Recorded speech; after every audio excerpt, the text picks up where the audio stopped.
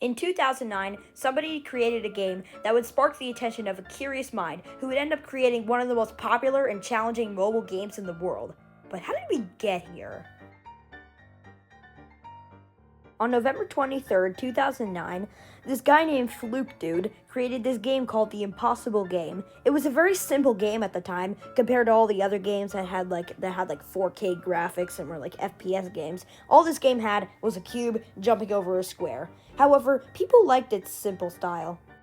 But Fluke Dude never really updated The Impossible Game much, and because of its unreplayability, people started to not play it as much anymore, and the game eventually died down. But all the hype over this simple cube game sparked the attention of a very curious mind, a man named Robert Topala, who would soon go on to found a multi-million-dollar mobile game. In August of 2013, Geometry Dash 1.0 was released. It was very similar to the Impossible Game, with a cube jumping over a spike and stuff like that, but it also had other features. One of these features was the ability to make your own levels, which pretty much carried Geometry Dash's entire community and kind of made it what it is today.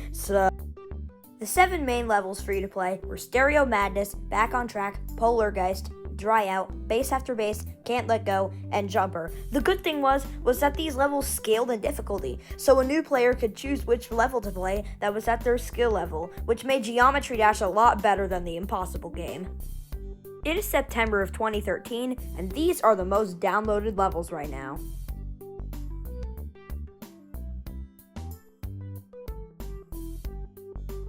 In September of 2013, RobTop released Geometry Dash 1.1, which added a new main level, Time Machine, which added a new feature called Mirror Portals, which reversed your gameplay, which instead of going left to right, went right to left, which was really disorienting. This update also added the ability for you to change the colors of your icon. In October of 2013, Geometry Dash 1.2 was released, with a new main level called Cycles. This update also added a new game mode called Ball, which flipped your gravity every time you clicked. In November of 2013, RobTop released Geometry Dash 1.3 with a new main level, X-Step. This update introduced a new gameplay mechanic, which are blue pads and blue orbs, which flip your gravity every time you touch them. This update also added leaderboards, which made Geometry Dash very competitive. In December of 2013, RobTop released Geometry Dash 1.4 with a new main level, Clutterfunk. This update also included a new gameplay mode called Mini Mode, which made your icon smaller than usual and have somewhat different controls, which would greatly impact Geometry Dash in the future. It is January of 2014, and here are the most downloaded levels right now.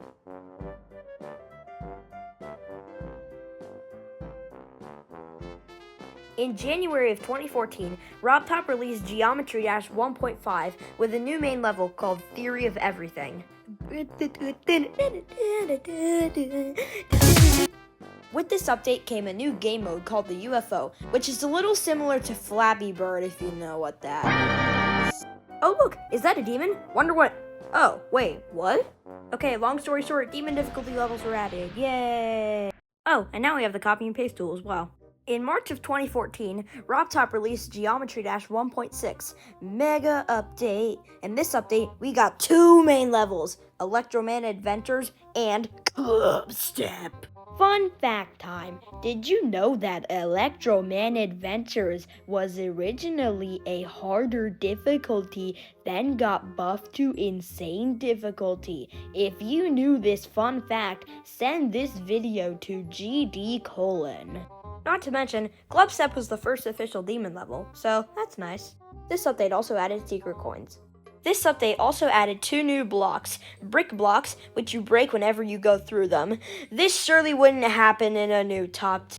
This update also added invisible blocks, which are used at the beginning of Clubstep. This update also added map packs. In May of 2014, RobTop released Geometry Dash 1.7 with a new main level, Electrodynamics. This update added speed changers, which changed the speed of your gameplay. Oh, and now we can have different backgrounds and grounds. That's cool. This update also allowed you to copy certain levels. It is June of 2014, and here's the most downloaded levels right now.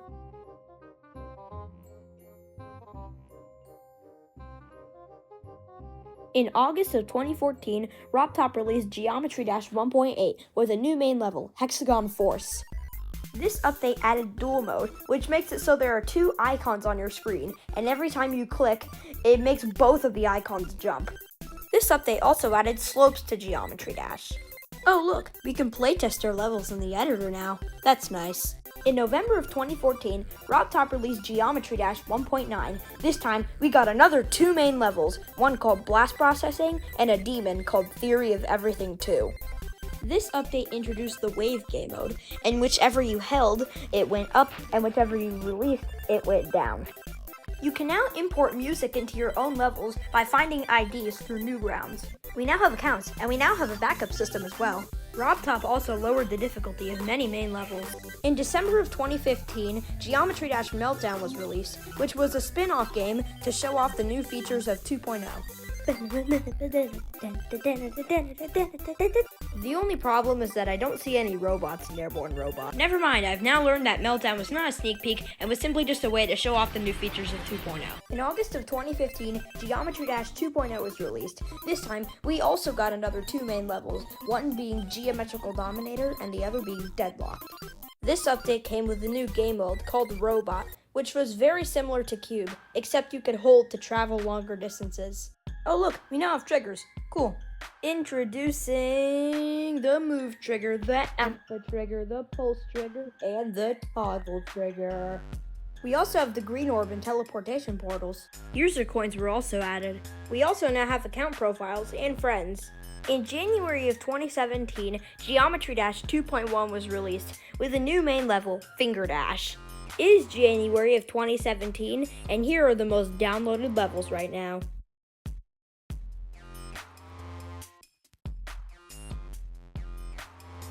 In 2.1, the new spider mode got added, which immediately flipped your gravity whenever you clicked, unlike the ball, which has some delay. This update also had the dash orb, the black orb, and the red orb. We also now have demon difficulties, the daily level, and the weekly demon. We also now have gauntlets, diamond and mana orbs, in-level low detail mode, epic ranking, unlisted levels, and a lot more because I'm not going to list it all here. In December of 2017, Geometry Dash Sub-Zero was released. This app was supposed to be a sneak peek for how Geometry Dash 2.2 was going to look. In December of 2023, Geometry Dash 2.2 finally came out after 7 years! This update came with a new main level called Dash, a postponed level called Explorers, and 4 new platformer levels. This update came with a new Swingcopter game mode, which is basically the ball, except you're flying. It also came with a new platformer mode, which allowed your icon to move freely. There's a lot of new stuff that came in 2.2, so I'm just going to simplify it with that. And I guess that's it.